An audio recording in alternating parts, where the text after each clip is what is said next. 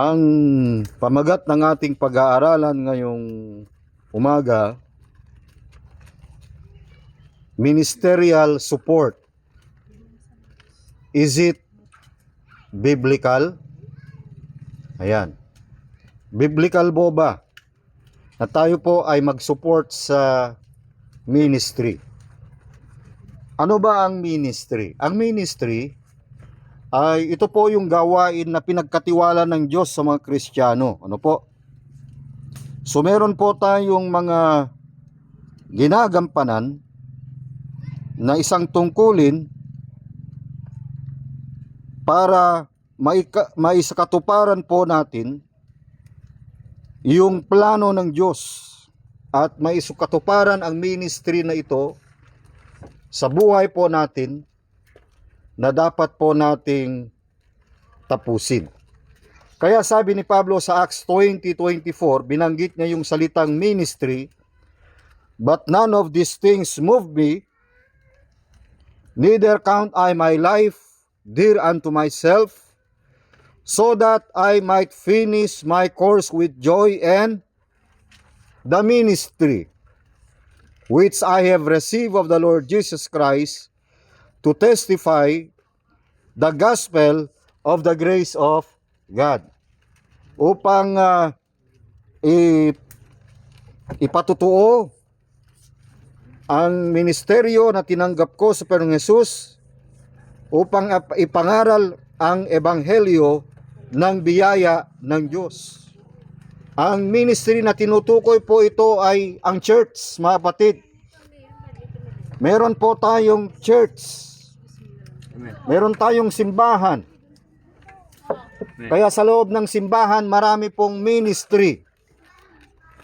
At alam mo, ang isa sa mga struggle po natin ngayon, yung transportation po natin. Pero salamat sa Diyos dahil nung araw, talagang yung iba nagsasakripisyo para makarating. Naranasan po natin yan. Kami noon nung nasa Tuguegarao, ay hirap po kami punta ng Tuguegarao. Buti na lang may tricycle si Brother Vince that time.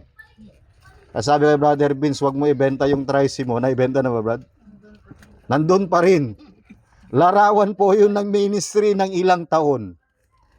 Doon po kami nagsimula. Wala kaming motor that time. Manggagaling pa kami ng Tuguegarao para makarating. At yung bahay-sambahan po natin, nasa silog ng Mangga, sa Kawilan Street. Doon po kami nagsimula noon, mga kapatid. Andiyan si Malamanang Bepay. At pangalawa, doon sa kabila, kabilang kalsada lang. Pangatlong lipat na natin to. Ewan ko kung saan pa tayo pang lilipat, kung may pang-apat pa. Kaya makikita natin yung dating ministry na pinagkatiwala ng Diyos sa atin, hindi na ganun po kaliit. Lumaki na. Lumalawak na. At manganganak pa. One of these days, meron na tayo po sa lalo. Panalangin po natin. By this coming week, darating po yung mga kapatiran doon. Kaya makikita po natin, ngayon kung lumalawak yung gawain ng Diyos na binigay sa atin, salamat sa Diyos, may mga kulong-kulong na po tayo, Sa susunod, Brother Jaymar, Brad, yung van. Maayos po yan, meron na tayong, naman yan once a week lang naman po magagamit yan Naalala ko dong araw, yung kuliglig, nagamit pa yata nila Tatay Eping yun sa base, isang kuliglig sila nung araw Ayun. Tay, baka may lalabas po dyan. Dito po Dito tayo, man, malamig po rito. Yan. Dalawa po yan, tay, bayawak o sawa. Kung hindi sawang-sawa na. Hindi sawa tayo taga.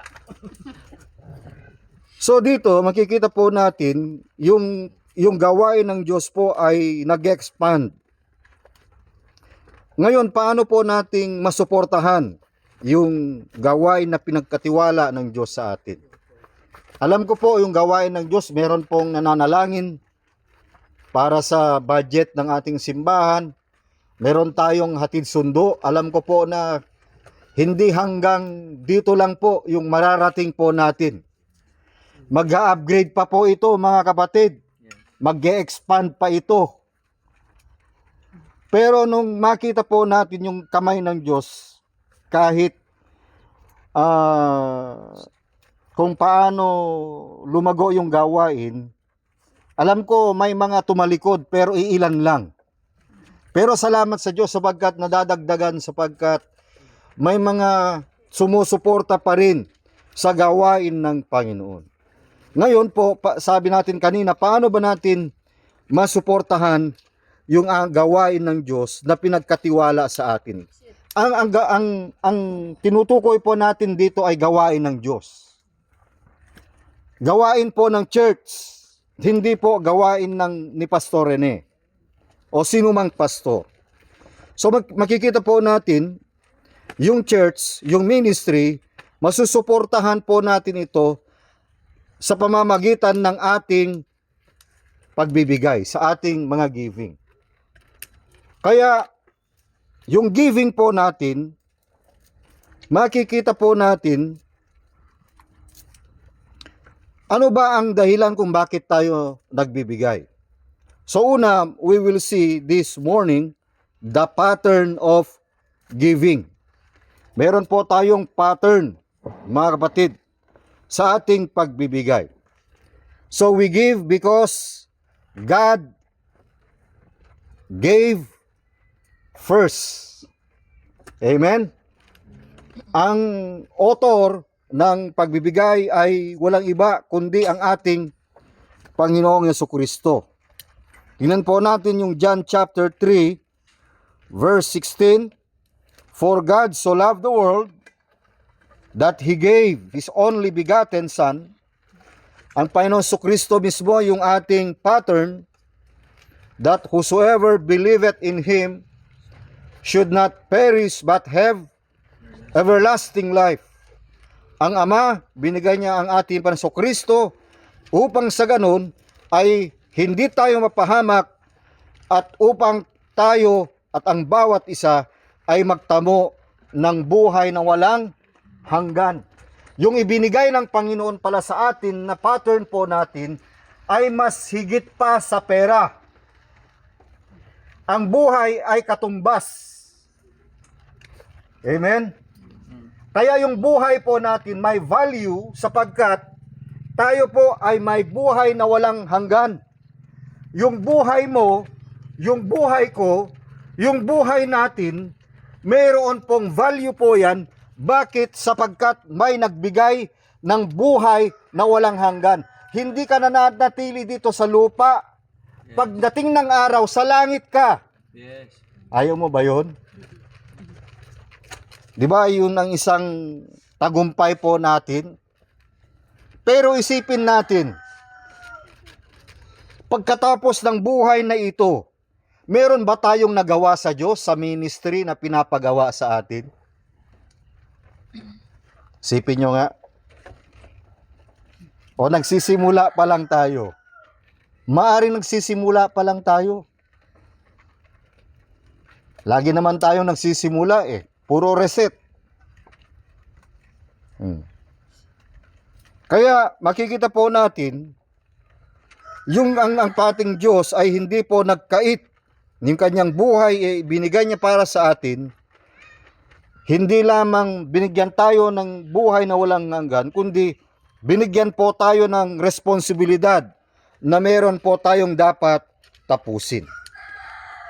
The pattern of giving. Number 1, we will see the Savior's example. Yung halimbawa ng ating Panginoong Jesucristo. Kung bakit siya nagbigay. Binigay niya yung kanyang buhay upang tayo ay maligtas. Tama? Amen. Upang ikaw at ako ay hindi pupunta ng impyerno. 2 Corinthians chapter 8 verse 9. For you know the grace of the Lord Jesus Christ, nalalaman ninyo ang biyaya ng Panginoong Jesucristo, that though He was rich, bagaman siya'y mayaman, For your sake, Yet for your sakes, he became poor. Gayon may nagpakadukha siya sa iyo, that ye through his poverty, sa pamamagitan ng kanyang karukahan, might be rich. Upang sa pamamagitan ng kanyang karukahan ay magsiyaman kayo. Ito po ay napakagandang plano ng Panginoon na tayo din naman sa gawain ay payamanin ng Diyos. Hindi lamang materially, yes, hindi lamang financially, kundi mapayaman tayo spiritually sa buhay natin, na tayo po balang araw ay magsuporta rin po tayo ng ibang mga simbahan, na ang iglesyang ito ay magiging channel of blessing. Hindi ho masama ang tumulong sa ibang churches, sapagkat itinuro po sa atin yan na ang bawat mga simbahan ay dapat na magtulungan. So magsimula po tayo muna dito sa loob ng simbahan. May mga tatapusin po tayo, mga kapatid. Kaya sa pamamagitan ng ating panalangin, sa pamamagitan ng ating giving, sa pamamagitan ng ating pagtutulungan, mga kapatid, sa ating mga commitment, ay nagawa po natin yung simbahan ng Panginoon pakonti-konti. amen. So meron po tayong magandang halimbawa. Ang Diyos ay hindi po nagkait. Bagaman mayaman siya, pero siya ay naging dukha para sa atin upang tayo din naman po ay magsiyaman. That is the Savior's example. Kaya niya binigay yung kanyang buhay. Sabi niya, yung upang ma-fulfill po niya, matupad po niya yung ministry dito sa Matthew 1:21. Ito yung dahilan kung bakit siya ay naparito. And Matthew 1:21, everybody read, and she shall bring forth a son, and thou shalt call his name Jesus. Ano yung kanyang ministry? For he shall save his people from their sins. Upang iligtas niya ang kanyang mga tao, ang kanyang bayan sa kanilang mga kasalanan. At ang pagliligtas na ito ay ginawa na ng ating Panginoong sa krus ng Kalbaryo last 2,000 years ago. So ito po yung ministry. Kaya ito po yung ministry din na pinagpapatuloy natin ngayon, na sa pamamagitan ng iglesia na ito, practically, ay dapat dalhin sila sa Panginoon at maligtas din sila sa mga maling aral, sa mga maling paniniwala, sa mga maling tradisyon, mga kapatid. Kaya ito po yung ating ginagawa. Pangalawa na dapat po natin makita ngayong umaga, hindi lamang po yung halimbawa ng ating Panginoong sa pagbibigay. Pangalawa, the church's example. Yung halimbawa din ng mga simbahan na tumulong sa gawain ng Diyos. 2 Corinthians chapter 8 verse 2. 2 Corinthians chapter 8 verse 2. O verse 1 po muna. Everybody read, moreover, brethren, we do you to wit of the grace of God bestowed on the churches of Macedonia, how that in a great trial of affliction, the abundance of their joy and their deep poverty abounded unto the riches of their liberality. Bakit sila nakapagbigay? Anong dahilan? Ang dahilan ay makikita natin sa verse 1, because of the grace of God, dahil sa biyaya ng Diyos. Ang Macedonian Church ay isang mahirap na simbahan. Kakaunti ang miyembro. Madalas ang mga miyembro po rito ay wala pong trabaho kagaya natin.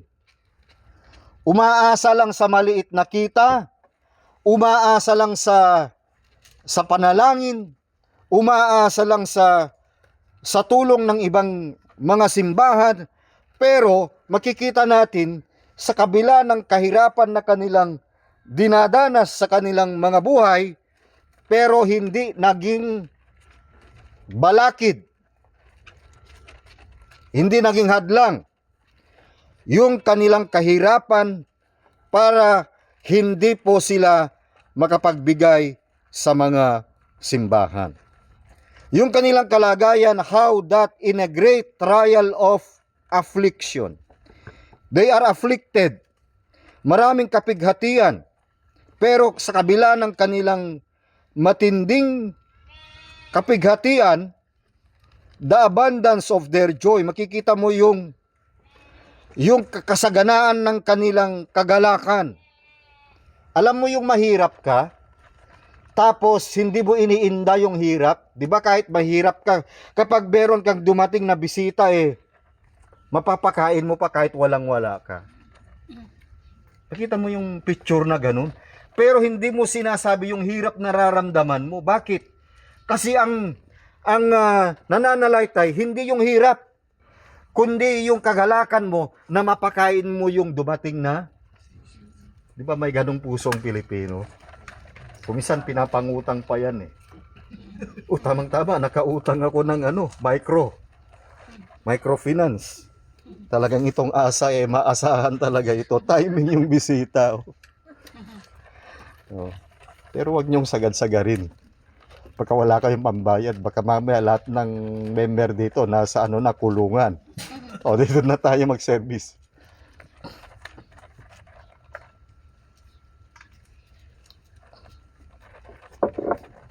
So hindi po naging hadlang yung kanilang kahirapan para hindi nila maabot yung gawain ng Diyos na pinagkatiwala sa kanila. Since 2013, umalis tayo sa group. Nakat lahat ng suporta ko sa mga churches. Alam nyo kung kailan naman ako umalis sa grupo, wala akong ka-fellowship, saka tayo pinagpala ng Panginoon. Wala naman tayong Amerika. Amen? Hindi tayo nakarating dun. Pero makikita nyo yung biyaya ng Diyos kung paano. Lagi kong binabanggit ito, yung realidad ito nangyari. Na-acquire natin itong lupa, COVID. Walang pagkain, walang trabaho, walang pera. Tapos ma-acquire ka, maraming gustong bumili ng lote na ito that time. Pero salamat sa Diyos, hindi sila talaga yung ginamit. Kasi kung sila, baka pang-apat na lipat na naman natin ito kung matayuan. Ayoko na ng palipat-lipat. Kasi mahirap talaga mga kapatid. Yung experience na kanilang dinanas, hindi naging hadlang para sa kanila yun. Kaya yung experience, nakahirapan sa buhay natin, gawin nating stepping stone po yan para umakyat, mag-level up tayo sa gawain ng Diyos. Kaya sabi ko, maganda pala yung ganito. Maraming mga tao na ginagamit ng Panginoon, pero most likely outside, makikita natin kung paano. Kaya, alam nyo mga kapatid, talagang merong time na yung project ng Panginoon dito magpopos. Hindi natin alam yung timing nito. Malay natin, matatapos natin ngayong taon nito. Amen. Hindi lang tayo mangangako, pero may biyaya ang Diyos. Kung merong isa, dalawa lang na gamitin ng Diyos, okay na po yun. Amen. We hope and pray na i-grant ng Panginoon sa atin yan, mga kapatid. One of these days, kung mabuo natin ito, siguro ma-develop natin ng gusto, and then mag-move on tayo sa isang lugar. Magsimula uli tayo roon. Sapagkat marami pang dapat abutin, mga kapatid. Kaya dito, yung abundance of their joy and their deep poverty abounded unto the riches of their liberality. Sa kabila ng kanilang kapigatian, ang kanilang kasaganaan, ng kanilang kagalakan at ang kanilang malabis na karukhaan ay sumagana sa kayamanan ng kanilang kagandahang loob. Bakit sila pinagpala? Kasi maganda yung kanilang kalooban. Tama yung kanilang motibo. Pati yung pastor na nagpapastor sa kanila.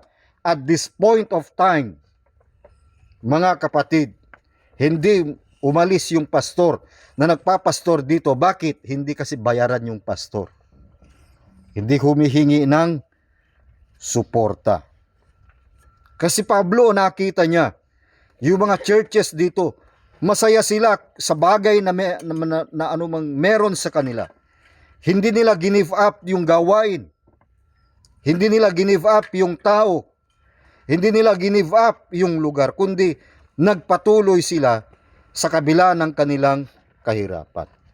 So makita natin yung example ng ating Panginoon, and then makita natin yung example ng churches of Macedonia. Verse 3, 2 Corinthians 8:3. For to their power, ayon sa kanilang kaya, nagbigay sila ayon sa kanilang kaya. Tayo, nagbibigay tayo ayon sa kaya natin, hindi tayo pinipilit. Alam nyo, kapag nagbigay kayo ng pilit, mapait po yan. Kapag ang saging, pinitas mo ng pilit, mapakla. Wala pong tamis yan. Hindi mo ma-enjoy. Pero bago nagkaroon ng bunga yan, puso muna. Di ba? Yung saging. Kaya bago siya nagbigay, inihanda niya muna yung kanyang puso. Para di ba ang gandang illustration yan? Wala eh. Kaya sa buhay natin, may magandang halimbawa pala yung nature. Kaya sa puso natin, dapat walang balakid dyan. Ang pangit pala kapag may balakid dyan. Baliktarin mo yung salitang balakid. Di ka love. Pag binaliktad mo, balakid. Pag balisi naman, easy love. Balisi. Kaya wag kayo magpa-easy love, mga batid. Kasi mahirap yan eh.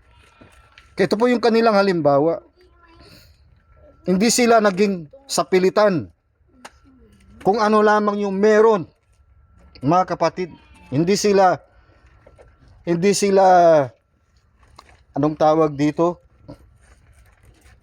Kumbaga ang nananalaytay yung kanilang kagalakan para matapos yung gawain, yung ministry.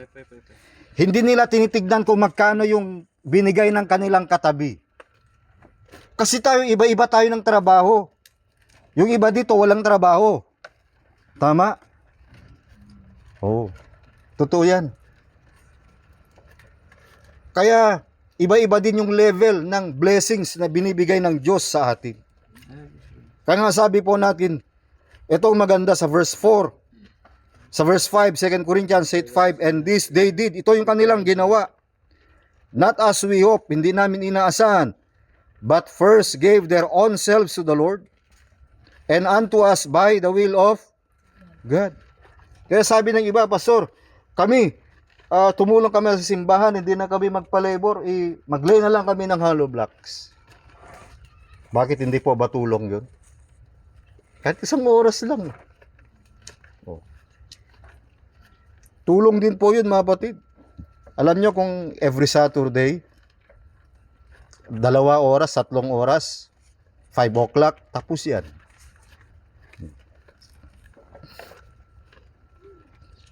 And then, pangatlo, makita po natin, the widow's example. Mark chapter 12.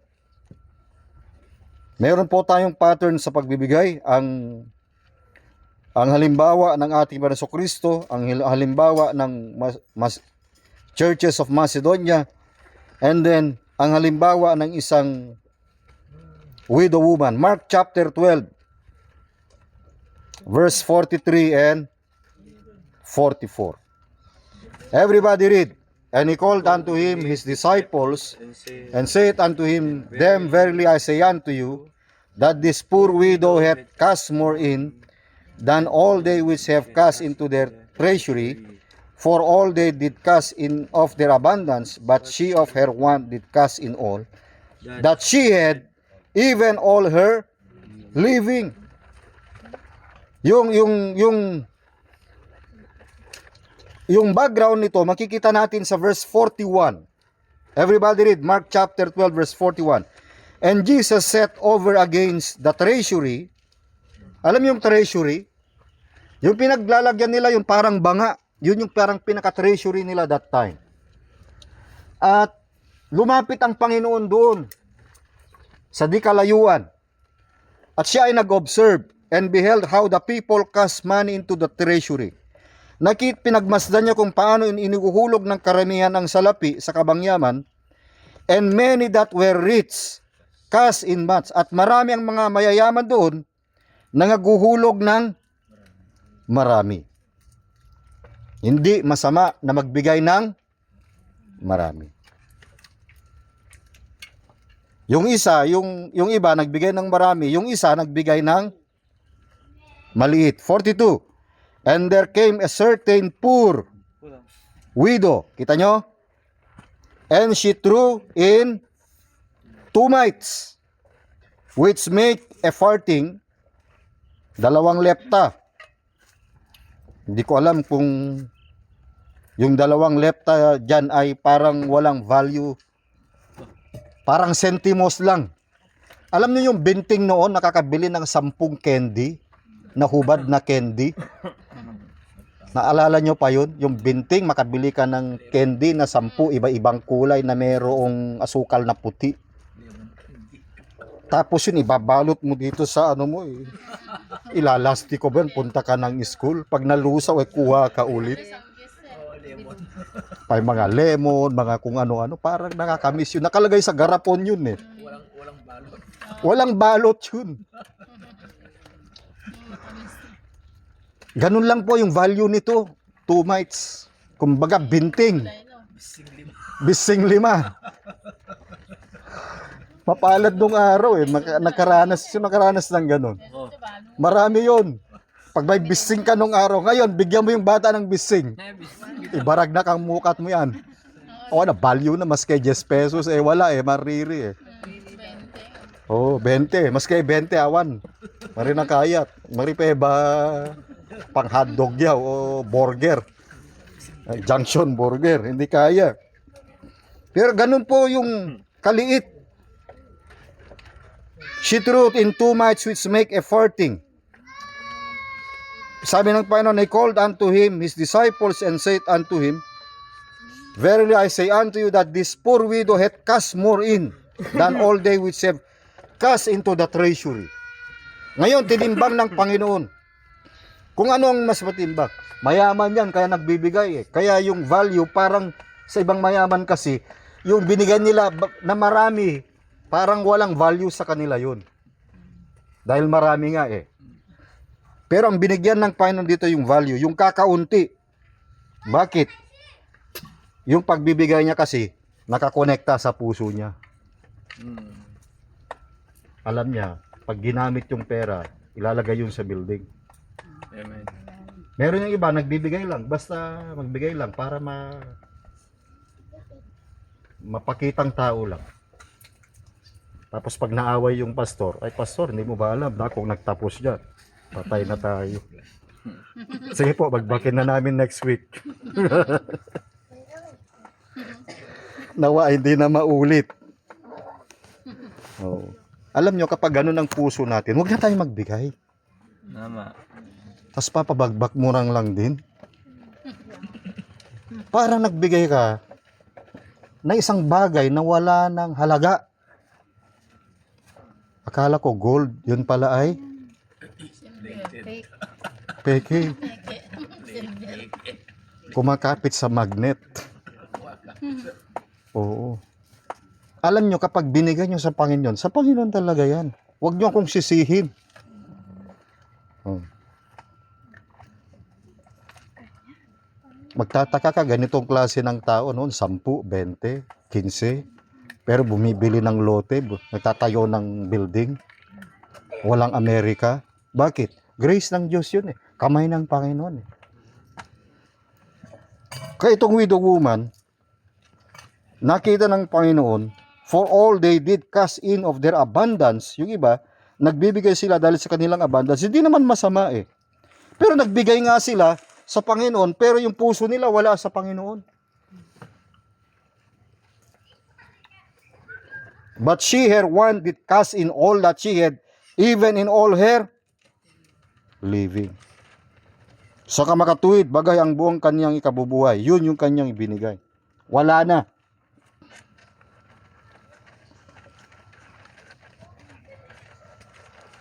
Sa mga pera na binibigay natin, mga biyaya na binibigay ng Diyos sa atin, sabi ng Panginoon, saan mo dinadala yan? Pansarili lang ba natin yung bagay na yan?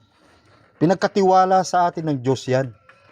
Lahat ng pinagpaguran natin, lahat yan ay galing sa Panginoon. Walang ibang may control dyan. Hindi ka pwedeng pakialaman ng pastor dyan, ng magulang mo dyan. Sa'yo yan. Pero ang sinasabi ng Panginoon, kung paano ka magiging good steward of the manifold grace of God. Kaya nga sa atin dito, hindi natin pinipilit na kahit sino ang pwedeng magbigay. Kung bukas ang puso natin, pwede. Pero please lang, wag nyo na akong awayin kung magbigay kayo. Oo, marami na akong sakit, dagdag pa ng arthritis ko yan pagka hindi na ako makalakad. Kaya ito mga batid, makita natin, hanggang ngayon yung babaeng ito, pinapangaral niya, pinapangaral yung kanyang buhay na nandito sa salita ng Diyos. Hindi man siya pinangalanan. Gusto nyo, pangalanan natin lahat ng offering nyo dyan? Di ba ang pangit? Tapos ito ang number 1. Paano yung nasa baba? Baka magdadala pa ng kahihiyan yun eh. Kasi sa atin, wala hong ganun naman talaga. Kasi alam ng Diyos ang limitasyon po natin sa buhay. Pero sabi ko nga, kung tayo pinagpala ng Diyos, huwag natin hayaan na yung pagpapala ang siyang maglalayo din sa atin sa Diyos. Pastor, pag-pray nyo kami, pastor. Kapag nakarating kami, pastor, ng abroad, pastor, I will provide all your needs.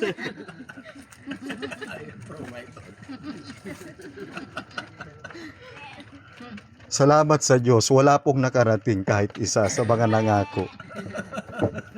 Kaya huwag kayong mangako.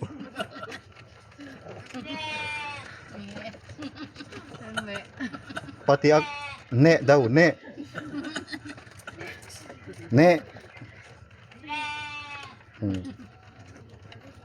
Okay.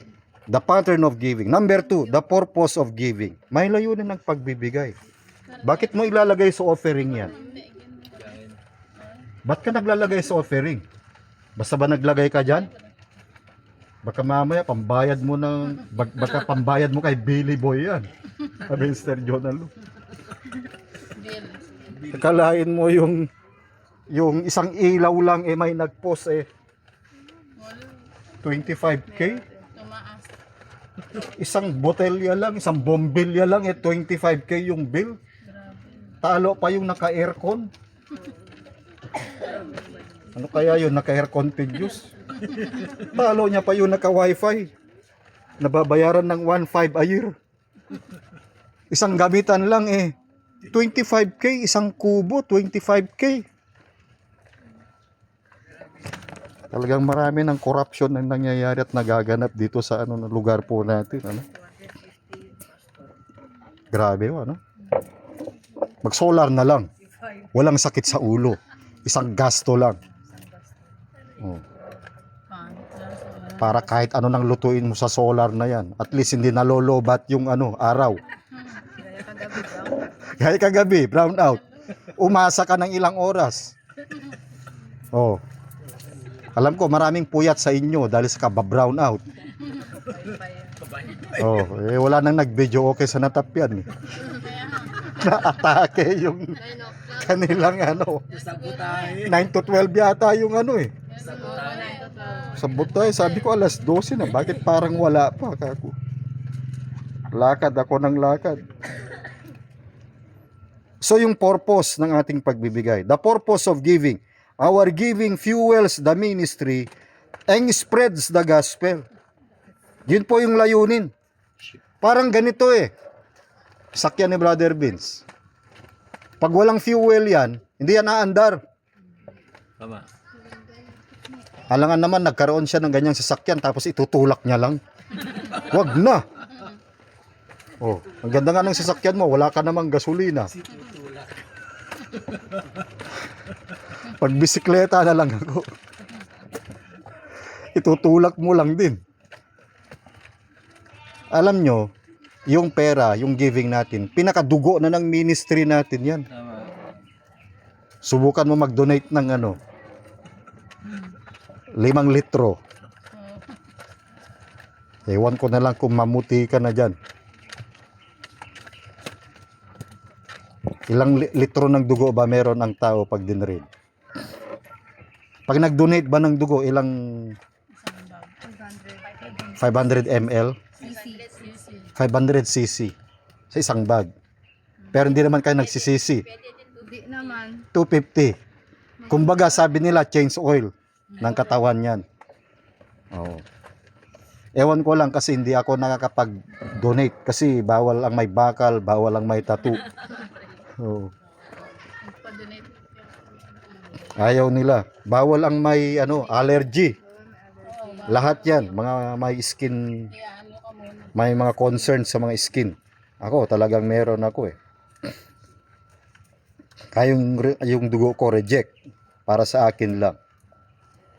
So ang purpose ng giving natin, it fuels the ministry and it spreads the gospel. So una makikita natin diyan to support preachers and teachers. Yung mga nagkalinga sa gawain ng Diyos. Kaya sabi ni Paul sa 1 Corinthians chapter 9, yung text natin kanina, sabi ni Paul, yung binasa ni Brother Amos kanina, am I not an apostle? Am I not free? Have I not seen Christ our Lord, Jesus Christ our work, our Lord? Are not ye my work in the Lord? Hindi ko ba kayo kabalikat sa gawain ng Diyos? Hindi ko ba kayo katuwang sa gawain ng Diyos? Di ba ang gawain ng Diyos dapat nagtutulungan? Yes. Kahit pa konti-konti lang. Yung mga langgam, makikita mo, pa konti-konti lang yan. Pero makikita mo sa kanila yung consistency. Hindi sila nag-give up kahit mahirap. Kahit mas malaki pa sa kanila yung kanilang binubuhat nila yan. Bakit? Dahil consistency sila. Hindi sila nag-give up. Kaya sabi ni Pablo, if I be not an apostle unto others, yet doubtless I am to you. For the seal of mine apostleship are ye the Lord. Mine answer to them that examine me is this, have we not power to eat and to drink? Wala ba kaming kapangyarihan na kumain at uminom? Mamaya kakain tayo kasi may despedida Sister Julie. Amen? Puro yata pagkain na lang dito. Mahirap na church pero puro kain. Amen? Punta kayo sa mga mayayaman na churches, walang ganyan. Have we not power to lead about a sister, a wife, as well as other apostles and as brethren of the Lord?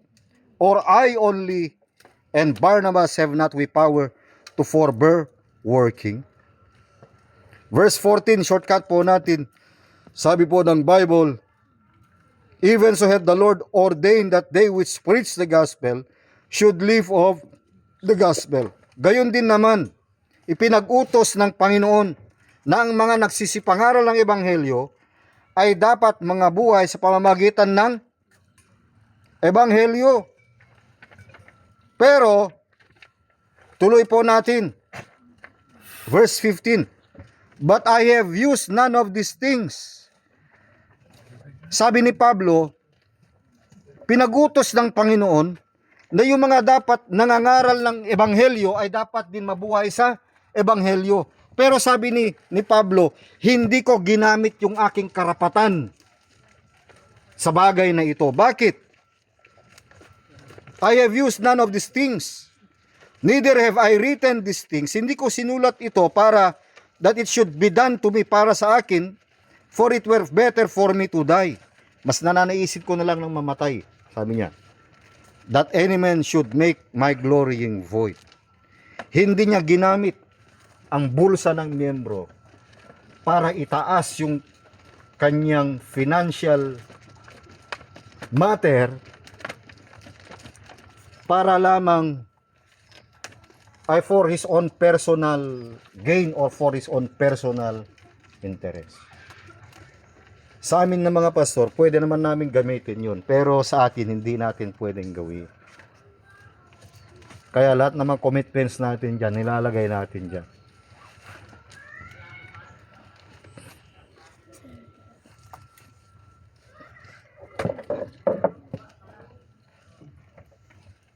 Kaya si Pablo nag-tent making.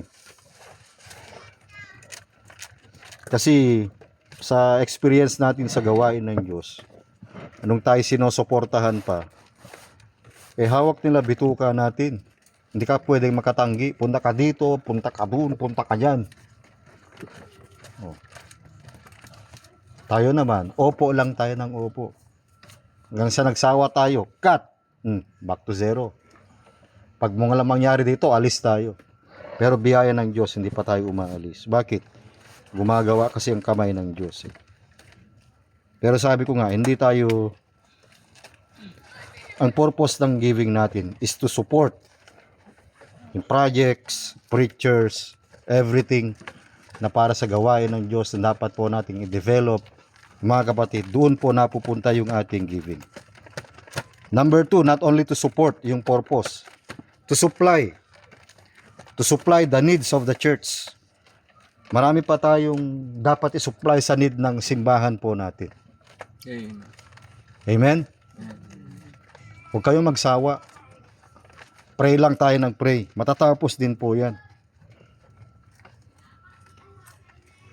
Philippians chapter 4 verse 15 and 16. Philippians chapter 4 verse 15 and 16. Itong masakit Verse 14. Notwithstanding ye have well done that ye did communicate with my affliction. Maraming nakikiramay sa kanyang kapighatian. Now ye Philippians know also that in the beginning of the gospel, when I departed from Macedonia, no church communicated with me as concerning giving and receiving, but ye only. 2013 umalis tayo, wala nang nakipag-communicate. Bakit? Sabi nila, nung umalis ako sa kanila, kulto na daw tayo. Wala na silang masabi. Pero makikita nyo, no church communicated. Wala na, totally, nakat yung, walang kahit anong iglesia ang nakikipag-communicate concern giving and receiving. Maliban lang dito sa Philippian church na ito. Pero alam nyo mga kapatid, kung sino pa minsan yung mga mayayaman na simbahan na maraming pera, sila pa yung watak-watak. Kwento si Manang Pepay kanina ng merong simbahan sa abroad. Nung una daw maganda, pero nung dumami ng pera, watak. Sabi ko kung kailan gumanda ang building, wasak. Kailan gumanda ang ministry, saka naman madidivide. Hindi ganun. Ang problema lang kasi sa maraming leader, marami kasing nasisilaw sa pera.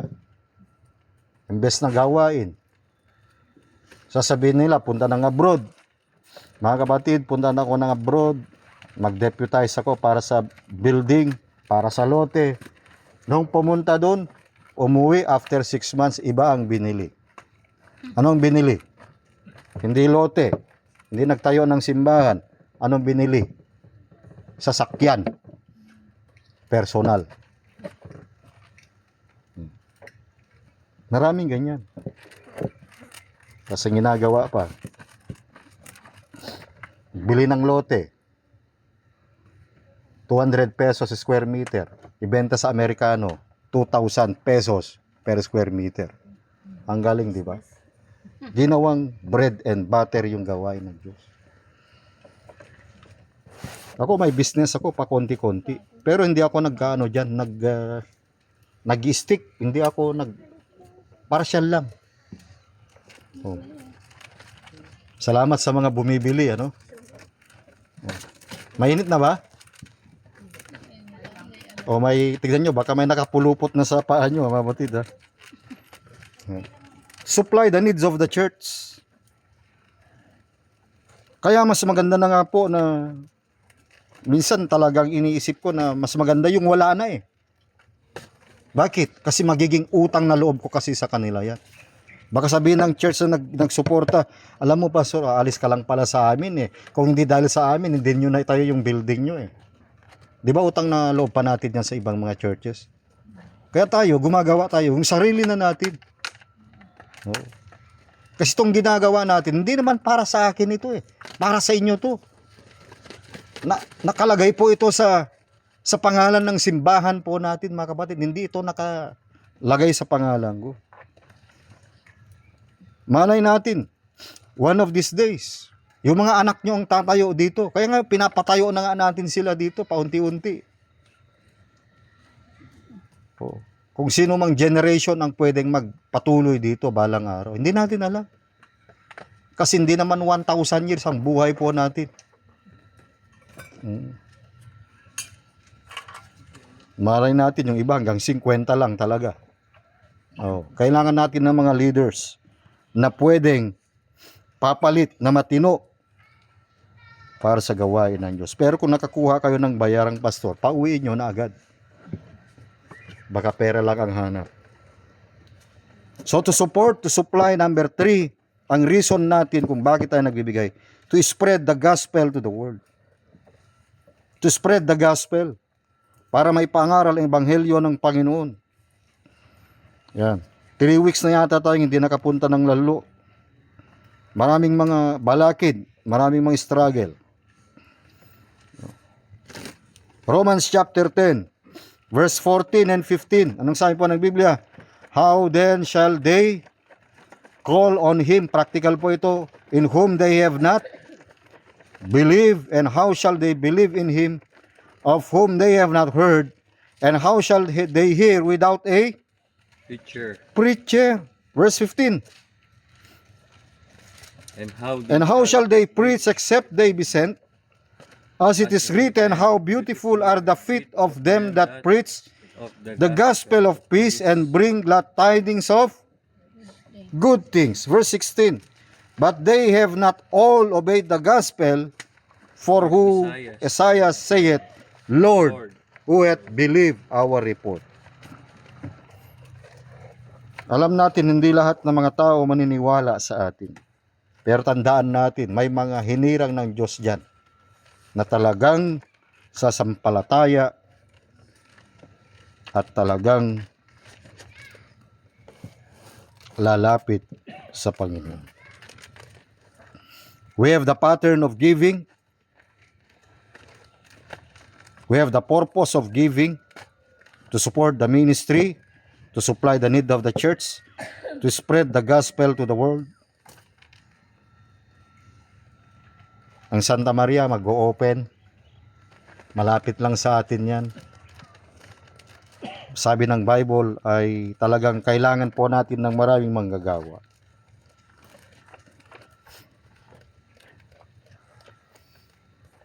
Yung gawain sa ibang bansa, medyo napabayaan natin, ano? Nasa ibang church na sila. Pero sabi ko, tiyaga muna kayo. One of these days, sana nga kahit quarterly, nandyan tayo sa kanila eh. Mahal nga lang kasi ang pamasahe. At hindi tayo pupunta doon para mamasyal. Yung pamamasyal doon, privilege na rin yun. Nandun ka na eh. Alam ka naman na ikulong mo yung sarili mo doon sa isang kwarto lang. Tignan mo naman ang mundo. Oo, mag-survey ka. Lawakan mo isip mo diyan.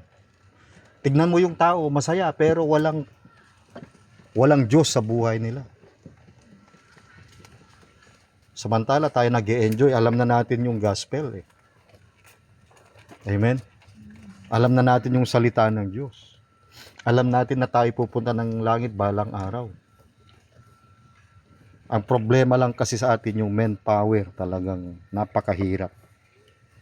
Pangatlo, mga kapatid. Okay lang po kayo? Okay. Pangatlo, the promise of giving. The promise of giving, the pattern, the purpose of giving, the pattern of giving, number 1. Number 2, the purpose of giving. Number 3, the promise of giving. Madali lang po ito. Galatians 6:7. Nakikita natin yung principle of reaping. Galatians 6:7. Galatians chapter 6 verse 7. Everybody read, be not deceived. God is not mocked.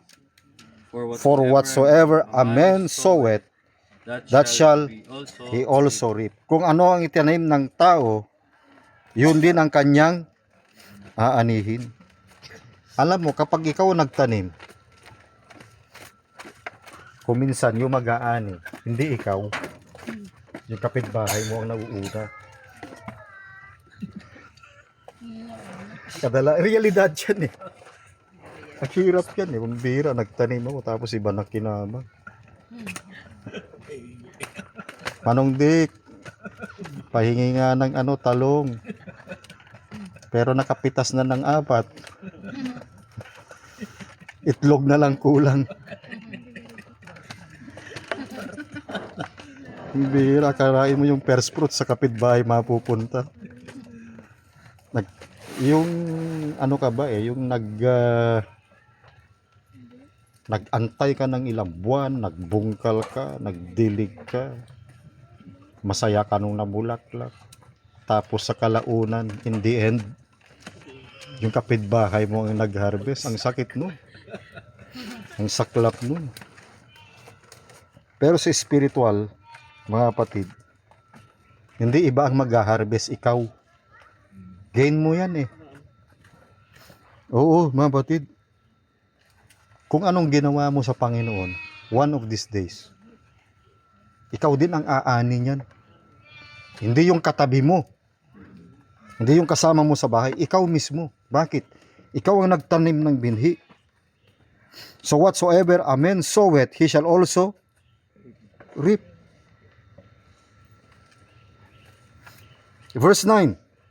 Galatians 6:9, let us not be weary in well-doing. Huwag tayong mapapagod sa paggawa ng mabuti. Bakit? For in due season, we shall reap if we faint. merong season of reaping. May panahon ng pag-aani. Tama? Bakit? Nagsakripisyo ka eh. Nagbigay ka sa gawain ng Diyos eh. Sabi ng Biblia, we shall reap in due season, we shall reap. Pangako yan eh. If we faint not, wag lang tayong manghimagod. Wag tayong manghina. Bakit? May promise of blessings kasi ang Diyos. Yan po yung principle. Tignan yung Philippians chapter 4. Philippians chapter 4.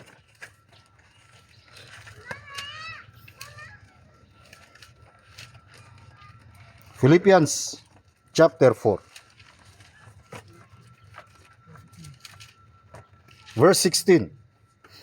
For even in Thessalonica, sabi niya sa Philippian church, He sent once and again unto my necessity. Nagpadala kayo sa aking pangangailangan, sabi ni Pablo. Dahil hindi lahat ng pagkakataon, sabi ni Pablo, makakabenta ako ng aking networking. Makakabenta ako ng tent. Kasi tent ang business nila that time. Tent making. Pero pinadalan pa rin siya ng Philippian church sa Thessalonica. Verse 17, anong sabi? Everybody read. Not because I desire a gift, but I desire fruit that may abound to your account. Kaninong account? Pag nagbigay ka, kaninong account? Account. Hindi sa pastor, sa'yo. Bakit? Nagtanim ka eh, nagbigay ka eh.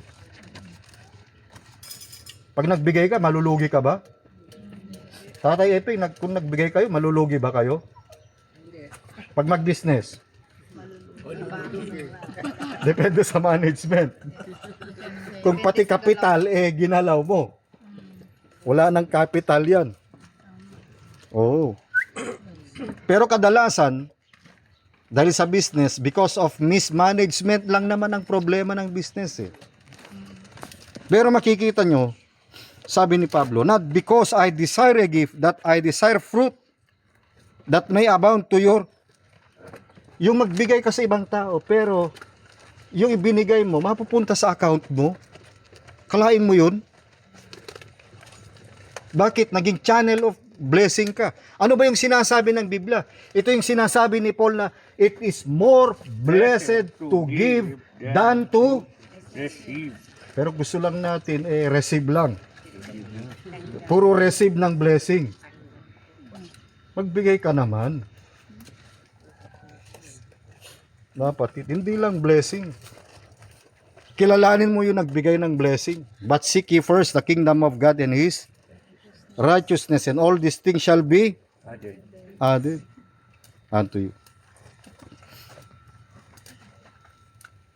Nung sila ay nagbigay, anong klaseng pagbibigay yung meron sa kanila?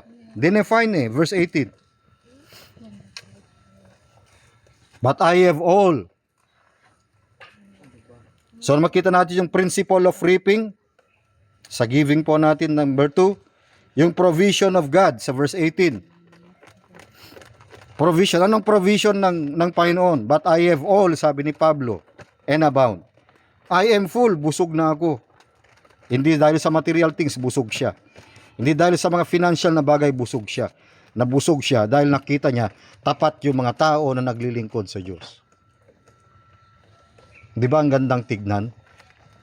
Na yung mga pinapadala nyo, pinapadala from abroad, pinapadala sa tulong sa ibang mga kapatiran, makikita mo nagagamit ng maayos. Hindi pinangsusugal. Magpapadala ka ba, Sister Jury, pag nagsusugal yung taong pagpadalhan mo? Di ba? Mawalan ka ng appetite. In other words, mawalan ka ng gana. You're destroying my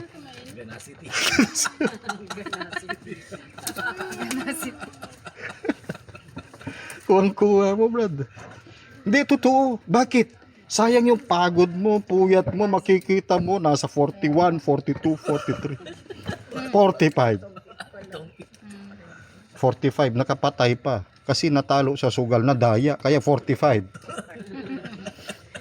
Hanggang sa 50, 46, 47, 49, 50, 50. Tignan yung bunga. Tignan yung bunga ng masamang bagay. Pero pag ginamit mo sa maayos ng bagay, maayos. Walang sakitan. Bakit? Nagamit ng maayos eh. Kita mo yung provision ng Diyos. Sabi niya, but I have all, sabi ni Pablo, and abound. Hindi dahil sa material things, dahil they are faithful. I am full, having received of Epaphroditus the things which were sent from you. Yung mga pinadala nyo, sabi niya, an odor of a sweet smell, a sacrifice acceptable, well-pleasing to God. Yung para bagang nagpabango siya, nagpadala sa'yo ng magandang pabango. Pero yung pabango na yun, hindi masangsang. Nagbigay ka na nga lang ng pabango, yung masangsang pa. Pero makikita mo, yung kanilang binigay. It is an odor of a sweet smell, a sacrifice acceptable, well-pleasing to God. Parang mga sacrifice ng mga panahon na talagang inalay sa templo ng mga tupa, ng mga kambing, baka. Pero makikita mo, a sacrifice acceptable, well-pleasing to God. Kita natin yung provision. 19. But my God shall supply. Hindi pangako ng OFW to Pag ako nakapunta ng abroad, I will supply all your needs. Pagka dito niya nakita yun. Sabi ng Bible, but my God shall supply all your need according to His riches in glory by Christ Jesus. So may basis po tayo. Buhay ang Diyos. Nakita ko in the past. Alam ko yung buhay natin. At ibang mga kapatiran. Wala rito na hindi nanalangin na hindi pinagpala. Tama? Yes. Yung mga matagal na naging faithful. I remember si Sister Julie that time, Taiwan. Pastor, pag-pray nyo, makapunta ng Canada. Pag-pray natin yung PR, pag-pray natin yung ano doon. Kita mo yung blessing ng Diyos. Pero hindi agad. Dadaan ng proseso. Maraming puyat, pagod, maraming sakripisyo. Oh, maraming nakalon. Loan dito, loan doon. Hindi, totoo. Pero, pagkatapos nun, makikita mo unti-unti yung blessing nandyan na. Kahit sino sa atin dito, mga kapatid, wala namang binigo ang Diyos dito eh. Bakit? Ito kasing pangako ng Philippians eh. My God shall supply all your need according to His riches in glory by Christ Jesus. May connection ito. Kung bakit niya nabanggit ang Philippians 4:19. Bakit binabanggit ni Pablo ito? Kasi ito nakakonect sa church, nakakonect sa Diyos. Bakit? Hindi naman nalolobat ang Diyos eh. So, God knows your sacrifices sa lahat ng mga bagay, mga kapatid. Kita na natin yung provision ng Panginoon. And then last, Hebrews 13:1. Hebrews 13:1.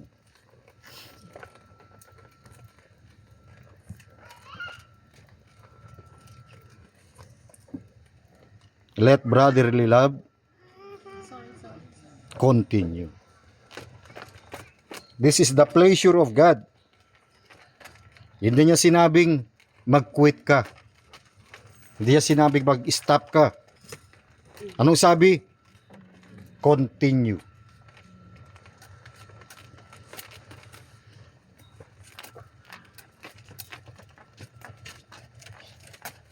Buti na lang nung Sunday, marami tayo.